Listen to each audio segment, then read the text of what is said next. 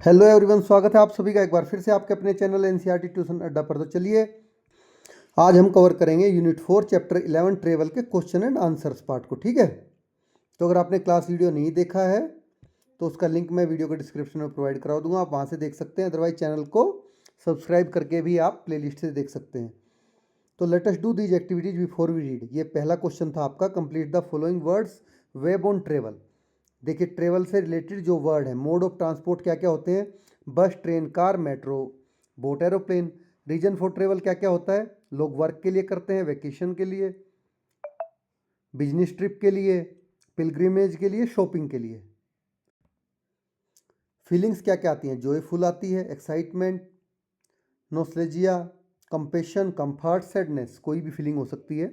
Adventure activity according to individuals mind mood. तो adventure activity क्या क्या करते हैं हम ट्रेवल से, एक्सप्लोरिंग करते हैं, राफ्टिंग करते हैं, स्कूबा डाइविंग करते हैं, ट्रैकिंग करते हैं, फोटोग्राफी, जंगल सफारी करते हैं।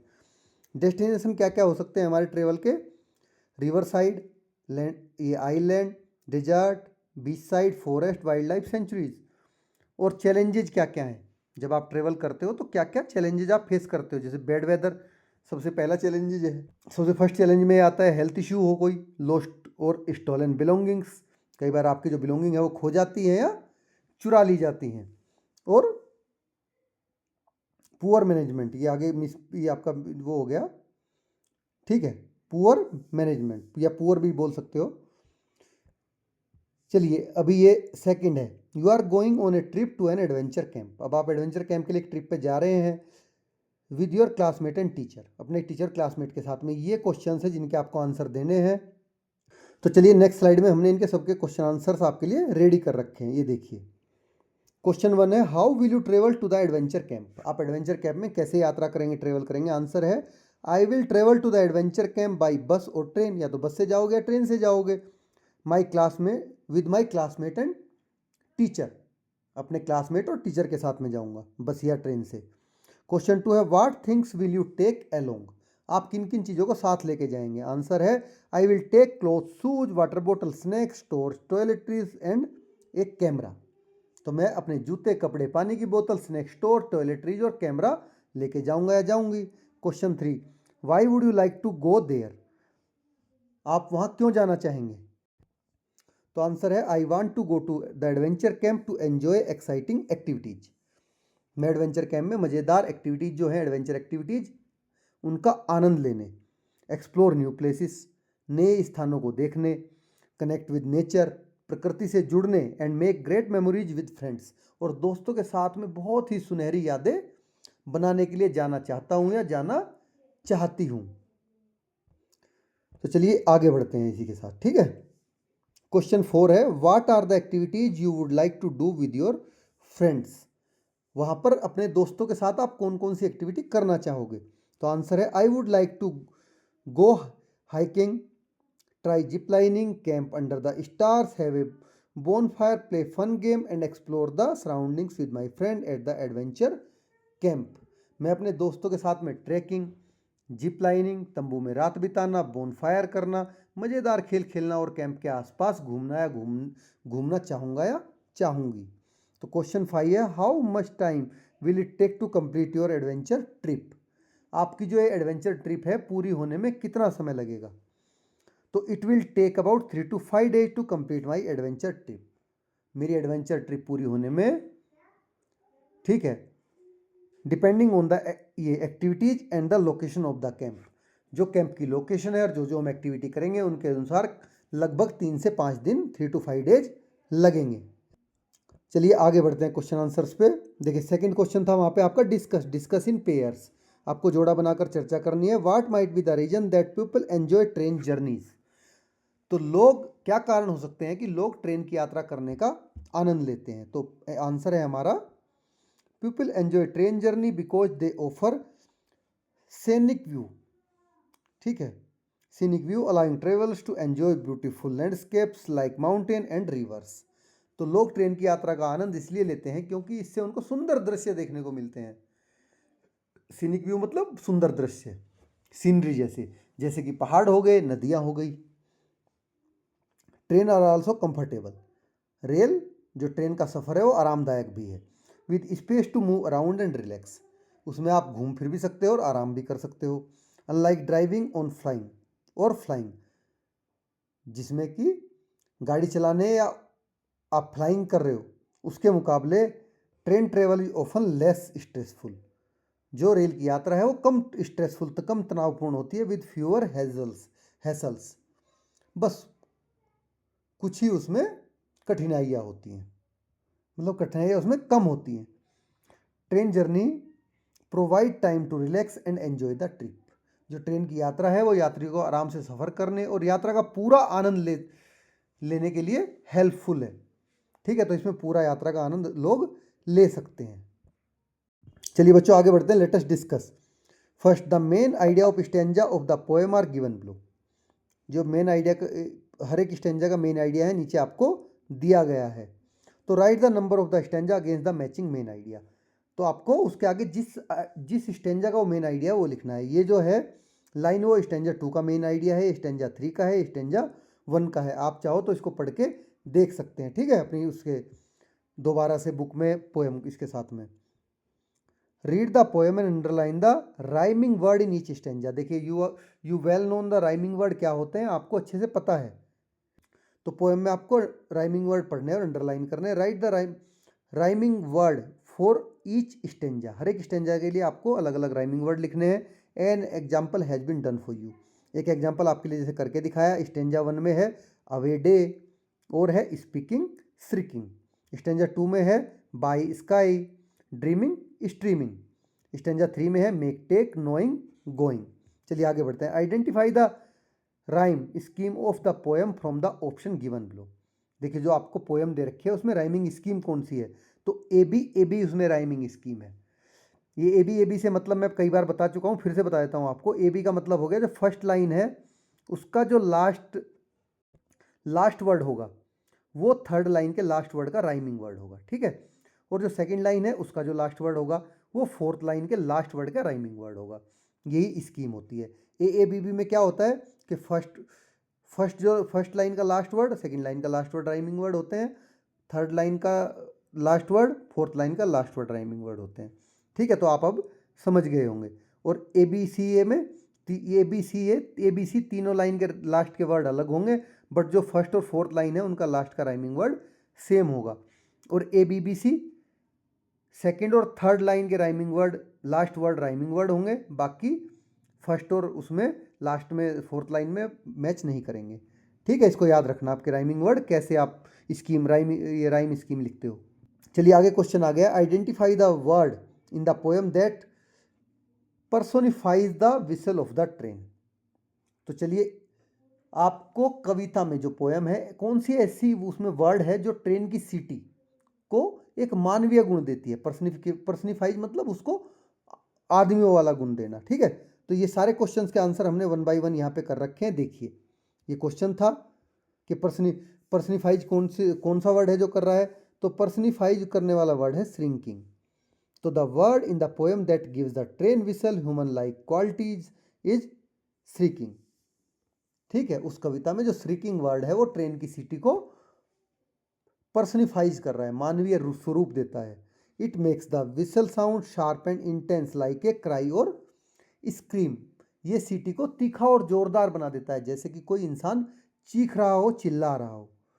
तो पर्सनिफाइज होता है कि किसी भी अजीवित वस्तु को ह्यूमन का गुण देना। ये हम प्रीवियस चैप्टर्स में भी पढ़ चुके हैं। ठीक है, अगर आपने नहीं देखा प्रीवियस चैप्टर में आप देख सकते हैं। पर्सनिफाइज के बारे में मैंने अच्छे से बताया भी है वहाँ पर।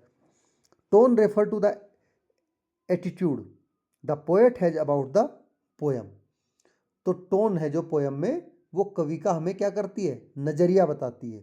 तो which of these words can be use to describe the poet's tone in the poem. ये आपको वर्ड दिए गए हैं, इनमें से कौन से जो पोएम है उसके टोन के लिए सुटेबल है। तो सीरियस, एक्साइटेड, क्यूरियस, वर्ड, ये सारे अलग अलग वर्ड हैं बच्चों कि serious comma excited, curious, worried, thoughtful, content, enthusiastic और क्रिटिकल, जॉयफुल। ठीक है, ये सारे अलग अलग वर्ड हैं, ये वर्ड है। तो इसमें the word that can be use to describe the poet's tone in the poem are कौन कौन से हैं वे वर्ड जो कि पोएम में टोन को डिस्क्राइब करने वाले हैं? एक्साइटेड, एक्साइटमेंट है, एंथुसियास्टिक और जॉयफुल कंटेंट है इसमें पूरी पोएम में। ठीक है, चलिए फोर्थ क्वेश्चन आ सिक्स क्वेश्चन आ जाता है। Select the word that tell us what the train symbolize for the poet. आपको वो वर्ड सेलेक्ट करना है जो कि पोएम में जो ट्रेन है, ट्रेन कवि के लिए किसका किसका सिंबल बताता है। ठीक है, तो वो एजुकेशन का है, एडवेंचर का है, कंफर्ट का है, अपॉर्चुनिटी का है। तो देखिए इसमें वो एडवेंचर और अपॉर्चुनिटी का सिंबल बताता है ट्रेन को, पोएम में जो पोएट है। 7. Complete the following by choosing the correct option from those given in bracket. तो आपको ब्रैकेट में जो दिए गए हैं उसमें से ही, ये देखिए ये है आपका ब्रैकेट वाला, करेक्ट ऑप्शन चूज कर कर यहाँ पर इसको फिलअप करना है। तो the poet repeat the line there isn't a train goes by in all 3 stanza 2। तो जो जितनी भी लाइनें हैं हर एक में लाइन में दोहराता है there isn't train goes by. ठीक है, वो किस लिए? क्योंकि ताकि कवि के ट्रेन के प्रति जो उसका आकर्षण है, उसकी फैसिनेशन है, वो उसको उजागर किया जा सके। तो यही है highlight the speaker fascination with the train, ये सही इसका है। ठीक है, इसको आप काट देंगे और इस वाले को लिख देंगे फर्स्ट को। चलिए आगे बढ़ते हैं। The poem contrast the busy day with the stillness of the night.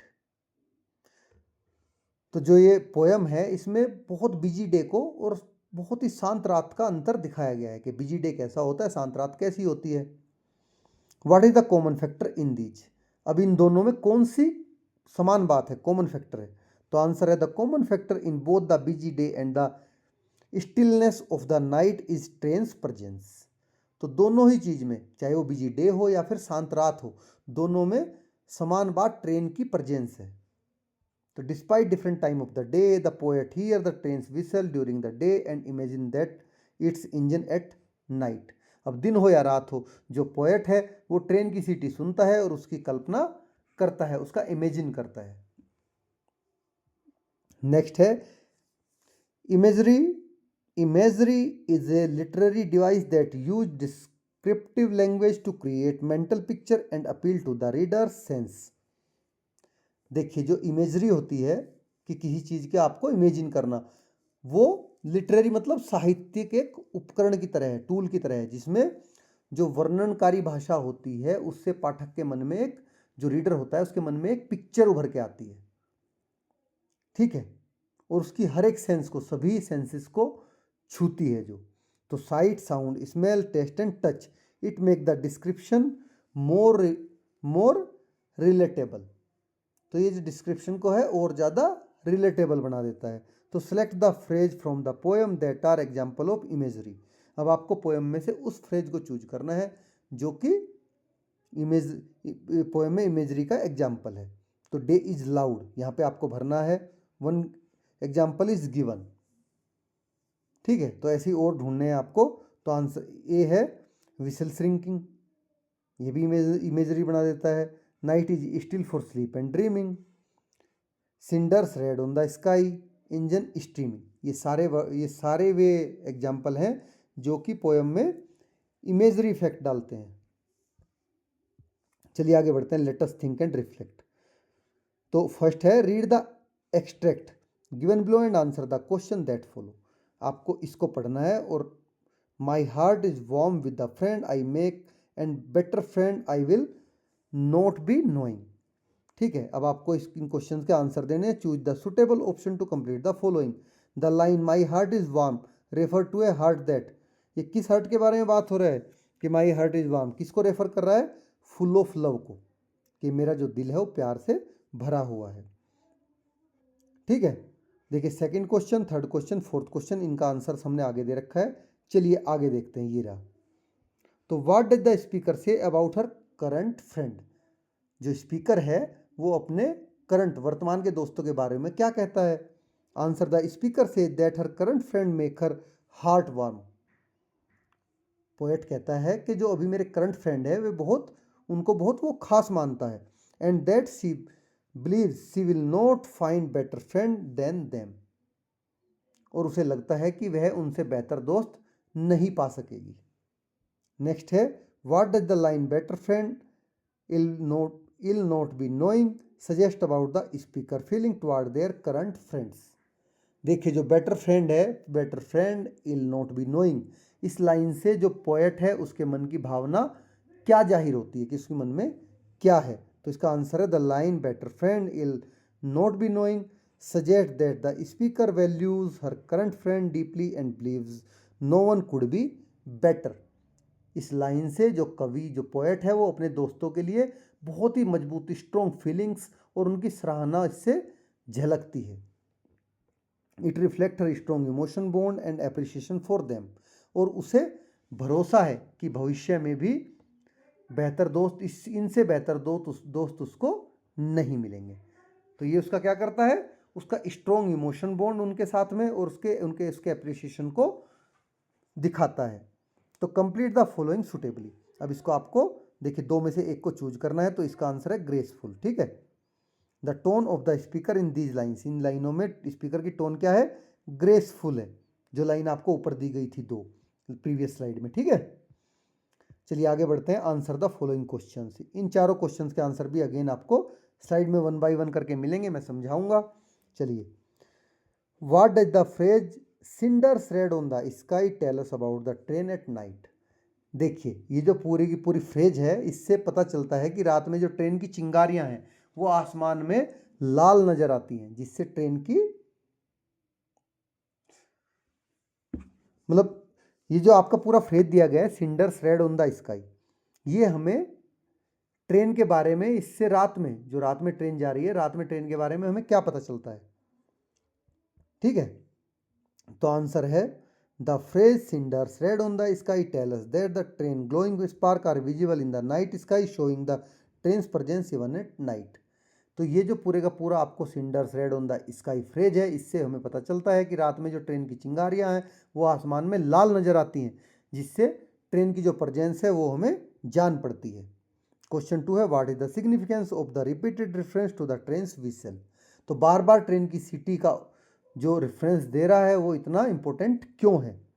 तो आंसर है the repeated reference to the train's whistle show the speaker's strong connection to the train. Train की सीटी का बार बार रेफरेंस देना जो स्पीकर है उसका train के प्रति गहरे संबंध को दर्शाता है, स्ट्रॉन्ग कनेक्शन को।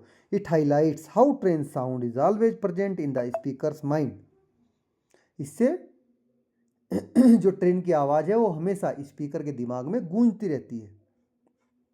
Even when no train is near by symbolizing the speaker's longing for adventure and travel.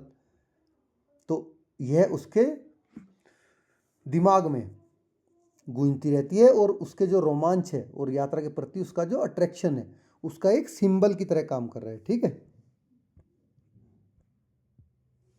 तो क्वेश्चन 3 है what does the line no matter where it's going reveal about the speaker's attitude toward travel.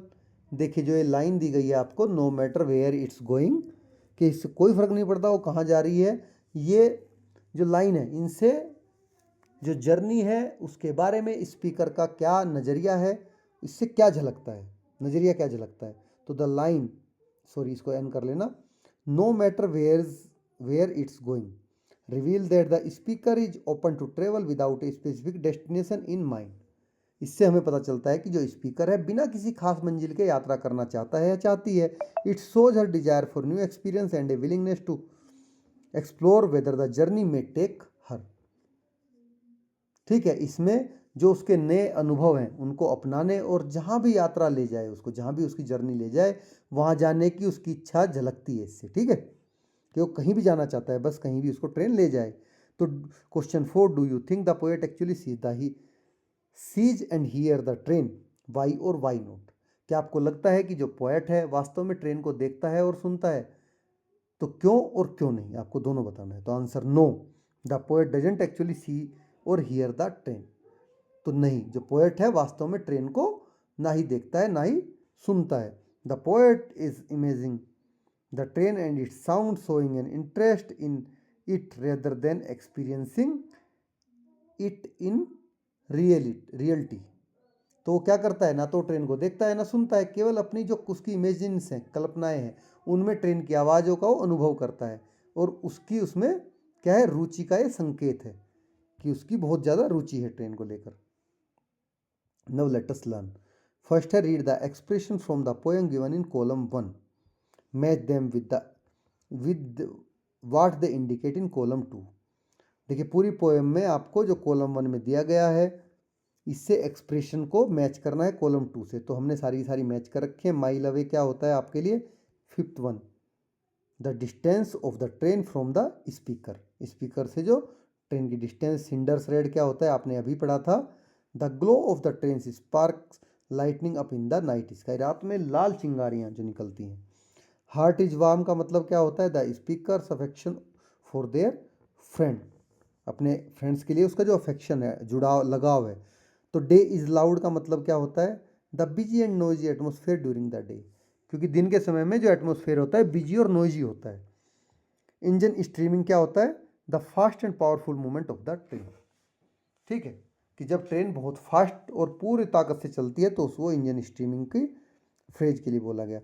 तो now use the expression in column 1 to fill in the following blank correctly. अब उसकी column 1 की expression आपको ये blank भरने के लिए use करनी है। देखिए ये सारा हमने भर रखा है, आप यहाँ से इसको देख सकते हैं, इसमें ऐसा कुछ है नहीं, इसको आप सेम वे सिंपली कॉपी कर लीजिए।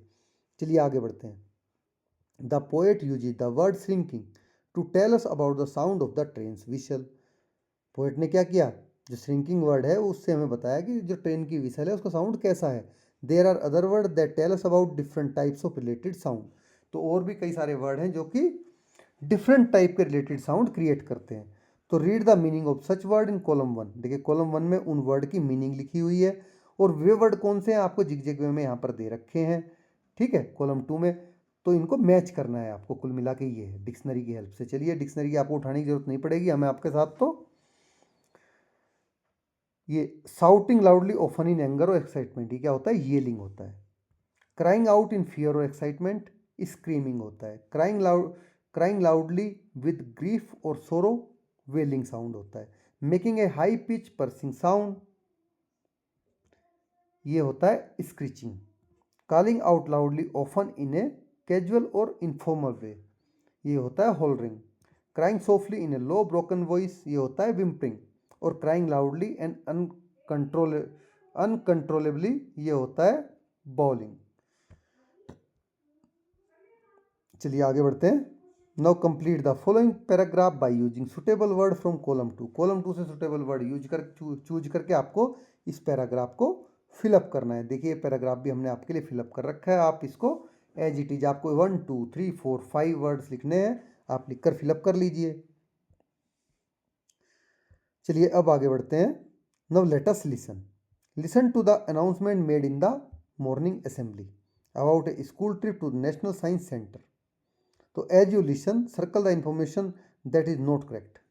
तो इसके लिए ट्रांसक्रिप्ट कहाँ पे दी गई है, पेज नंबर 177 आपके बुक में दी गई है, वहाँ से आप इसको सुन लीजिए। ठीक है, वहाँ पर आपको दे रखा है, वहाँ से आप इसको पढ़ लीजिए। सॉरी, तो ये लाइन्स हैं आपकी, आपको उस इंफॉर्मेशन को सर्कल करना है जो कि करेक्ट नहीं है। ठीक है, तो चलिए, तो सर्कल आप करिए। Now listen to the announcement again and rectify the sentence. आप दोबारा से उसको सुनिए और इन सेंटेंस को रेक्टिफाई कर लीजिए। देखिए वहाँ पे 15 सितंबर है, 16 सितंबर का आपका लिखा है, आप देखोगे अनाउंसमेंट में। ठीक है, ये सारे के सारे रेक्टिफाइड हैं, आप इनको बुक खोल के मैच कर लीजिए। ठीक है, किसमें क्या क्या रेक्टिफिकेशन है। तो ये ऑलरेडी रेक्टिफाइड सेंटेंस है आपके साथों के साथों। चलिए let us speak when speaking in English. जब आप इंग्लिश में बात करते हैं, small differences in pronunciation can change the overall meaning of the word. तो प्रोनाउंसिएशन जो होती है, प्रोनाउंसिएशन होता है किसी शब्द की, जैसे हम बोलते हैं वो language to language, man to man vary करता है। ठीक है बच्चों, हो सकता है किसी वर्ड को मैं किसी और तरह से बोलता हूँ, आप किसी और तरह से बोलते हो, उसकी एक्चुअल प्रोनाउंसिएशन हो सकता है कुछ और हो। क्योंकि बहुत सारे लोग इसको प्रोनाउंसिएशन भी कहते हैं, बट ये प्रोनाउंसिएशन नहीं, प्रोनाउंसिएशन होती है। ठीक है, तो one such difference in pronunciation of the consonant C. तो जो कॉन्सोनेंट लेटर सी है उसमें भी एक ऐसा डिफरेंस दिखा देते हैं आपको, जैसे कि कैट, कैट में साउंड किसका आ रहा है, के का साउंड आ रहा है सी के लिए। सिटी, सिटी में एस का साउंड आ रहा है, ठीक है। The poem uses the word cinders which is pronounce with a S sound, तो इसको किंडर नहीं सिंडर पढ़ा जाएगा, वही मैं शुरू से ही सिंडर ही बोलता आ रहा हूँ इसको। The letter C has two sound, तो देखिए दो, जो लेटर सी है उसके दो तरह के साउंड होते हैं, एक के साउंड होता है, एक एस साउंड होता है, but which is right depend on the next letter to the of the word. ये सी और आप के का वो निकालोगे इससे साउंड या एस का निकालोगे, ये सी के जो नेक्स्ट लेटर है उस पर डिपेंड करता है। तो letter C produce S sound if it is followed by the letter E, I और वाई। इसको याद रखना बच्चों आप, ठीक है, कि जब सी के तुरंत बाद ई, आई और वाई आए तो ये किसका साउंड प्रोड्यूस करेगा, एस का साउंड प्रोड्यूस करेगा। फॉर एग्जाम्पल जैसे कि सिटी, आई आया followed by I, this S sound is known as the soft C sound, ठीक है। और जब letter C produce K sound कब प्रोड्यूस करता है, if it is followed by the letter A, O और यू और a consonant at the end of the word. देखिए ए, ओ, यू आए या फिर कोई भी कंसोनेंट आए लेटर के एंड में। फॉर एग्जाम्पल जैसे कैट हो गया, ए आ गया तो के का साउंड प्रोड्यूस हुआ, ठीक है, इस तरह से। तो इसको आप याद रखिए कि सी कब आपको एस का साउंड प्रोड्यूस करता है और सी कब आपको के का साउंड प्रोड्यूस करता है। तो सिंपल से 3 वर्ड आपको बस याद रखने हैं, आई, ई, वाई जब सी के बाद आ जाए तो साउंड प्रोड्यूस होगा एस का, और जब और कोई भी लेटर आए तो साउंड प्रोड्यूस होगा के का। ये थ्रू आउट द लाइफ आपको काम आएगा। That is why cinder is pronounce with a S, क्योंकि आई आ रहा है, the letter C is followed by I. Now work in pair, pronounce the given word aloud, keep the rules of the soft hard C pronunciation in mind। तो जैसे कि ये क्या हो गया आपका, ई आ रहा है सेल हो गया, ए आ रहा है केबल हो गया, रेस, ई आ रहा है तो एस का साउंड आएगा, ए आ रहा है के का आएगा साउंड तो केक हो गया। देखिए आई आ रहा है एस का आएगा डिसाइड, रिसीव, ई आ रहा है तो एस का आएगा, कंसर्ट एस का आएगा, पहले के का आएगा फिर एस का आएगा, कौन क्योंकि ओ आ रहा है, इधर ई आ रहा है तो उसका आएगा। सर्कल, ठीक है, आई आया तो एस का आएगा, एल आया तो के का आएगा। बाइसिकल, ठीक है, ये एस बनेगा ये के बनेगा। इको, ठीक है, तो ये के का साउंड प्रोड्यूस करेगा इको। अंकल, तो ये भी के का साउंड प्रोड्यूस करेगा।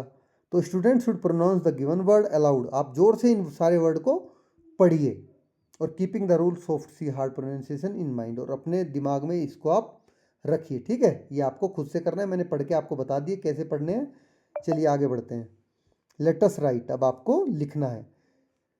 फर्स्ट है a diamond poem is a poem that is shape like a diamond. जो डायमंड पोएम होती है वो डायमंड की शेप की होती है। Which uses specific type of word like adjective and I N G word. उसमें क्या है, स्पेसिफिक टाइप के वर्ड यूज होते हैं, जैसे कि एडजेक्टिव और आईएनजी वर्ड्स, आईएनजी वर्ड वाले। तो let us read an example. चलिए आपको डायमंड पोएम का एक एग्जाम्पल, ये डायमंड पोएम का एक एग्जाम्पल दे रखा है। जैसे देखिए डायमंड शेप में बन गई ना, देखो ये होती है, ठीक है, कि day bright sunny, dancing playing running, out come the sun, down goes the sun, resting listening dreaming, quiet peaceful night. तो in this example we see how two different ideas day and night are connected through the poem. तो इस पूरी poem में आप देखोगे कि दिन और रात के जो दोनों डिफरेंट आइडिया कैसे एक दूसरे के साथ में जोड़ रखे हैं, कि जो दिन है वो ब्राइट है, सनी है, ठीक है, डांसिंग के लिए, प्लेइंग के लिए, रनिंग के लिए है। तो जब सूरज निकलता है तब ये काम करते हो, जब सूरज छिप जाता है तब क्या करते हैं हम, down goes the sun, rest करते हैं, लिसनिंग करते हैं, ड्रीमिंग करते हैं, सो के क्वाइट होते हैं, पीसफुल होते हैं, ये काम हम रात में करते हैं। तो पूरे का पूरा आपको देखिए दोनों चीज़ें एक में ही दिखा दी है। तो let us now right A diamond poem that connect reading and adventure. तो आपको एक डायमंड पोएम लिखनी है जिसमें रीडिंग और एडवेंचर को कनेक्ट करे। ठीक है, जैसे वहाँ पे डे और नाइट कनेक्ट हुए हैं, ऐसे रीडिंग और एडवेंचर कनेक्ट होने चाहिए। तो देखिए, रीडिंग के लिए आपके interesting, thoughtful, exploring, imagine, discovering, book stories, character words, climbing, exploring, thrilling, brave, fearless, adventure. ठीक है, इनको आप ठीक से लिखोगे, डायमंड शेप में बनेंगे। 2 एडजेक्टिव अबाउट रीडिंग, तो 2 एडजेक्टिव आपको रीडिंग के लिए ये रहे 2 एडजेक्टिव, इंटरेस्टिंग और thoughtful. 3 ING word about reading, तो क्या क्या होते हैं रीडिंग के लिए 3 ING word? Exploring, imaging, discovering. 4 noun और a short phrase linking your topic. अब 4 या तो नाउन या फिर शॉर्ट फ्रेज आपको देनी है जो कि आपके टॉपिक को लिंक करे, तो बुक, स्टोरीज, करेक्टर और words. 3 ING word about adventure, climbing, exploring, thrilling. ठीक है, नाउ 2 एडजेक्टिव अबाउट एडवेंचर, तो एडवेंचर के लिए 2 एडजेक्टिव कौन से हैं? ब्रेव है और फियरलेस है। द सेकंड टॉपिक क्या है आपका? एडवेंचर। फर्स्ट टॉपिक क्या है? रीडिंग। तो रीडिंग से आप शुरू करोगे, इसको डायमंड शेप में लिख लेना आप, ठीक है।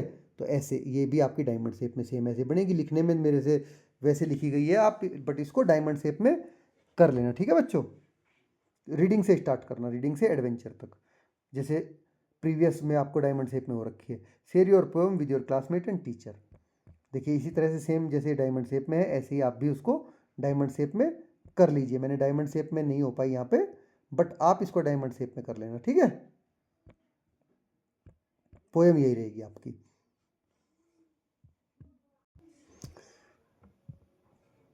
तो चलिए,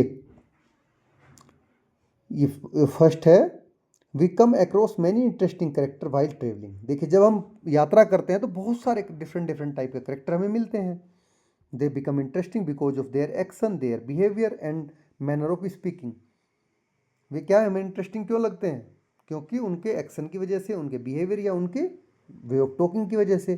तो describe one such character that you met, तो जिस आप आज तक जिस भी इस तरह के करेक्टर से मिले हो उसको आपको डिस्क्राइब करना है। फॉलो दीज स्टेप, ये स्टेप आपको फॉलो करने हैं। चूज द करेक्टर, सबसे पहले तो आपको करेक्टर चूज करना है। Create a first draft of your description including the following detail. पहला जो फर्स्ट ड्राफ्ट है आपका, उसमें ये डिटेल आपकी रहेंगी कि what is the name of the character. पहला रहेगा नेम क्या है करेक्टर का, and what does the character look like, और किस तरह का करेक्टर आपको दिख रहा था, देखने में लग रहा था। And what kind of person is she और ही, वो किस तरह का आदमी था, ठीक है, वो आदमी था या औरत थी, जो भी था। इंक्लूड एनी लाइन और incident from the text that you like the most, तो पूरे टेक्स्ट से जो भी आपको इंसिडेंट अच्छा लगा हो, जो आपने पसंद किया हो, उसको आप यहाँ पर टेक्स्ट से लिखिए। Check your description for any spelling mistake और एरर, अपनी डिस्क्रिप्शन को आपको चेक भी करना है कि उसमें कोई स्पेलिंग मिस्टेक तो नहीं। Show your classmates your work and ask for suggestion, अपने क्लासमेट को आपको इसको करके शो करना है, वो आपको सजेशन मांगना है उनसे कि देखिए इसमें कुछ गलती तो नहीं है, कोई और अच्छी चीज़ मैं लिख सकता हूँ। Rewrite your description including all the changes and suggestion for improvement, और जो भी आपकी डिस्क्रिप्शन है अगर कोई सजेशन दे रहा है या इम्प्रूवमेंट बता रहा है तो उसके अकॉर्डिंग आपको उसको दोबारा से लिखना भी है, चेंज करके, ठीक है। तो चलिए ये रहा आपके लिए कि during my trip to the hills I meet an interesting man. Answer है हिज नेम वाज, सेकंड का फर्स्ट क्या था पूछा था आपसे, नाम पूछा था। His name was Sunny, though he was initially a man of few words, once he started talking there was no stopping him. जब वो बोलने शुरू किया उसने तो उसको कोई रोक नहीं पाया। तो Sunny had a kind face with deep line, his thinning hair was neatly comb and his round glass made his eye sparkle. तो ये सारा सन्नी के बारे में जो जो पूछा गया है 6 के 6 उसमें लिखा गया, आप इसको पढ़ लीजिए। फिर से इस पे आप सजेशन मांगिए अपने दोस्तों से, ठीक है। और सजेशन मांग के अगर आपको ये विल है, ये 11 नहीं है, यू विल, WILL, ठीक है। You will never find it anywhere else.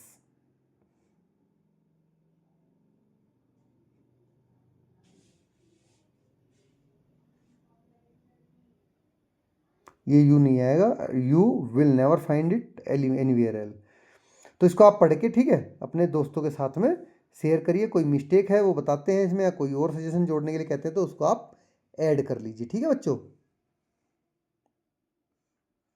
Question 3 है, check your description for any spelling mistake और error.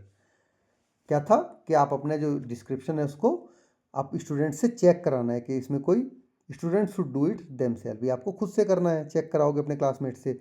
Show your classmate for your work and ask for suggestion. अब आपको अपने दोस्तों को इसको सजेशन के लिए दिखाना है, तो ये भी आपको खुद से करना है। ठीक है बच्चों, student should do it your self. Question 5 है, री right your description including all the changes suggestion for the improvement. ये भी आपको खुद से ही करने हैं, जो भी आपको सजेशन मिले, इम्प्रूवमेंट मिले, उसको आप करिए। चलिए लेट अस एक्सप्लोर। फर्स्ट है the mountain railway of India are outstanding example of hill railway. जो इंडिया के माउंटेन रेलवे है वो बहुत ही ज़्यादा आउटस्टैंडिंग एग्जाम्पल है हिल रेलवेज के, क्योंकि माउंटेन में पहाड़ियाँ हैं, पहाड़ियों में रेल जो चलती है वो उसका एक अलग ही सुंदरता होती है। And they are designated as UNESCO world heritage site under the name mountain railway of India. और ये जो यूनेस्को की वर्ल्ड हेरिटेज साइट है उसमें भी डेजिग्नेटेड है। ठीक है, किसके अंडर में? माउंटेन रेलवे ऑफ इंडिया के अंडर में। These 3 railways are the Darjeeling Himalayan railway, इनमें पहली है Darjeeling Himalayan railway, the Nilgiri mountain railway and the कालका शिमला रेलवे। तो the Matheran hill railway and Kangra valley railway are on the tentative list of UNESCO world heritage site. Tentative मतलब कि वो कभी भी वर्ल्ड हेरिटेज साइट में जोड़े जा सकते हैं। ठीक है, जो माथेरन हिल रेलवे है और ये कांगड़ा वैली रेलवे है। तो there are still fully operational as living example of the ingenious engineering enterprise of the late 19th and early 20th century. ये अब तक भी फुल्ली ऑपरेशनल है, अभी तक भी सारी जो ये माउंटेन रेलवे लाइंस हैं सारी की सारी चल रही हैं। ये कब बनी थी? लेट 19th में और अर्ली 20th में। ठीक है, जो 1880 1890 का दशक था तब से इनकी शुरुआत हुई थी, और जो 1910 1920 का टाइम था उसमें ये बन के तैयार हो गई थी। ठीक है, India the owner of 3 properties is the railway ministry of the Indian government. इन तीनों प्रॉपर्टी का ओनर कौन है? ये railway ministry of India. In group of 4 find out more about this heritage train and make a presentation in the class. अब इसके बारे में आपको क्या करना है, और ज़्यादा जानकारी जुटानी है बच्चों। ठीक है, और 4 के ग्रुप में और एक प्रेजेंटेशन इसके ऊपर रेडी करके क्लास में आपको देनी है। तो सेकंड है इसमें, as an excellent example of make in India success story the Indian railway launch India's first indigenous semi high speed train. Indigenous क्या होता है? कि जो हमने खुद से बनाई हो। ठीक है, देसी जिसको कहते हैं देसज, कि जो आपने खुद से ही तैयार की है। तो यहाँ पर एक एक्सीलेंट एग्जांपल है make in India success story के तहत इंडियन रेलवे ने जो अभी अभी सेमी हाई स्पीड लॉन्च की है, जिसका नाम है वंदे भारत एक्सप्रेस। आपने सुना भी होगा। ये बिना सेल्फ डिपेंडेंट इंडिया ने खुद से बनाई है। तो it has become a symbol of India aspiration for modern efficient and comfortable rail travel. ये क्या है? जो भारत है उसका मॉडर्न एफिशिएंट और कंफर्टेबल रेल ट्रेवल का एक एस्पायरेशन है, एस्पायरेशन का सिंबल है। The first Vande Bharat express train was flag of on 15 फरवरी 2019। देखिए, जो पहली वंदे भारत ट्रेन चली थी वो 15 फरवरी 2019 को चली थी on the new Delhi Kanpur Allahabad Varanasi route. किस रूट पे चली थी? न्यू दिल्ली कानपुर इलाहाबाद और वाराणसी रूट पे। Running at a speed of 160 kilometre per hour. उस समय में इसकी स्पीड क्या थी? 160 किलोमीटर पर आवर। तो in group of 4 find out more about the heritage train and make a presentation in class. तो चलिए, आपके लिए हमने प्रेजेंटेशन रेडी कर रखी है। आंसर फर्स्ट एंड सेकंड है दोनों का। The mountain railway of India are group of historic hill railway that demonstrate exceptional engineering and heritage value. ठीक है बच्चों, जो भारत की माउंटेन रेलवे है वो ऐतिहासिक माउंटेन रेलवे का एक ग्रुप है, जो कि बहुत ही ज़्यादा उत्कृष्ट इंजीनियरिंग और हमारे भारत की धरोहर का एक एग्जाम्पल है। They have been recognise as UNESCO world heritage site under the collective name mountain railway of India. इन्हें संयुक्त रूप से, कलेक्टिव रूप से माउंटेन रेलवेज ऑफ इंडिया के नाम से UNESCO world heritage site declare किया गया है। Railways included in UNESCO list. अब कौन कौन से रेलवे इस लिस्ट में शामिल है यूनेस्को की? वे बता देते हैं दार्जिलिंग हिमालयन रेलवे, जो कि वेस्ट बंगाल में है। ये 1881 में बनी थी। This narrow gauge railway is famous for its toy train and stunning views of the eastern Himalayas. तो 1881 में ये बनी। ये जो नैरो गेज रेलवे है, नैरो गेज मतलब जो नॉर्मल ट्रेन है उनसे इसकी जो पटरियां हैं उनके बीच की डिस्टेंस कम है। अपने टॉय ट्रेन और जो ईस्टर्न हिमालयन है उसके दृश्य दिखाने के लिए प्रसिद्ध है, कि इससे बैठ के उसके बहुत अच्छे ईस्टर्न हिमालय के दृश्य दिखते हैं। नीलगिरी माउंटेन रेलवे तमिलनाडु में पड़ती है। ये 1908 में इस्टेब्लिश हुई थी। It is the only rack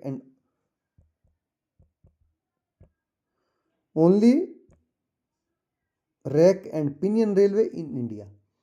ये केवल एकमात्र रैक एंड पिनियन रेलवे है। Climbing steps gradient to reach Ooty, जो तमिलनाडु में ऊटी पड़ता है, बड़ा ही अच्छा देखने घूमने की जगह है। वहाँ तक ये बहुत ही खड़ी तीखी ढाल इस पर चढ़ाई करती है। तो कालका शिमला रेलवे है हिमाचल प्रदेश में। ये 1903 में ओपन हुई थी। It is known for its 102 tunnel. ये अपनी 102 tunnels and beautiful landscape and connection to the colonial history of Shimla. तो ये किस किस के लिए फेमस है? अपनी 102 टनल के लिए, बहुत खूबसूरत दृश्यों के लिए पहचानी जाती है, और जो शिमला के कॉलोनिकल क्या होते हैं, उपनिवेश होता है। ठीक है, उपनिवेश मतलब जब ब्रिटिश इंडिया पे रूल कर रहे थे उस समय के इतिहास से जुड़ी हुई है। ठीक है बच्चों,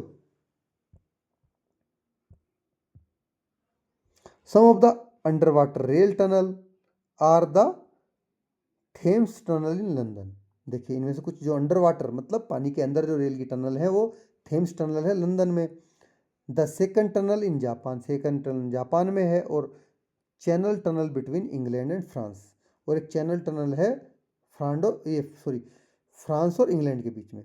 तो India's first under water metro route in Kolkata started in March 2024। तो भारत में भी अंडर वाटर मेट्रो का जो रूट है एक कलकत्ता में तैयार हो गया है, चालू हो चुका है मार्च 2024 में।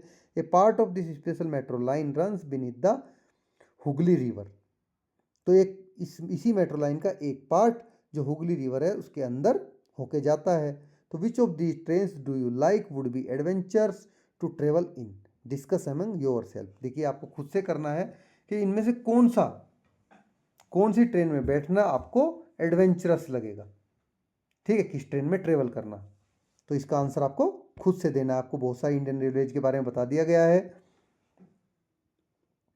तो थर्ड में क्वेश्चन पूछा नहीं गया आपसे कुछ भी, ठीक है। और फोर्थ में आपसे पूछा गया, चलिए इसको मैं आपकी हेल्प कर देता हूं। इसमें फोर्थ में the second tunnel in Japan would likely to be the most adventurous to travel through due to its impressive 23.3 kilometre under water and the experience of being so deep beneath the ocean. तो Japan की जो second tunnel है उसमें यात्रा करना सबसे ज़्यादा adventurous माना जाएगा, क्योंकि वो समुद्र के नीचे 23.3 किलोमीटर लंबी है। ठीक है, the idea of the travelling through such a long and deep tunnel add an exciting element to the journey. अब इतने गहरे समुद्र में इतने गहरे सफर का अनुभव एक बहुत खूबसूरत रोमांच देता है। On the other hand Calcutta under water metro, India's first under water metro, offer a unique adventure of travelling under the Hooghly river. वहीं भारत का इकलौता जो कलकत्ता अंडर वाटर मेट्रो है वो हुगली जो नदी है उसके नीचे सफ़र करवाता है हमें। It combine modern engineering with the excitement of crossing beneath one of India's major river, making it a memorable experience. ठीक है, जो अभी की मॉडर्न इंजीनियरिंग है उसके साथ में एक रोमांचकारी अनुभव ये हमें देता है, और ये जो सफ़र है उसको ये यादगार बना देता है। तो बच्चों इस तरह से आपके पूरे चैप्टर के क्वेश्चन आंसर्स खत्म हो गए, बहुत बड़े थे। अगर आपको वीडियो अच्छी लगी तो लाइक करें, चैनल को सब्सक्राइब करें, और अपने दोस्तों के साथ में वीडियो को शेयर जरूर करें जो आपसे क्वेश्चन आंसर्स डिमांड करते रहते हैं, क्योंकि ये क्वेश्चन भेज दो, वो क्वेश्चन भेज दो। ठीक है, थैंक्स फॉर वॉचिंग।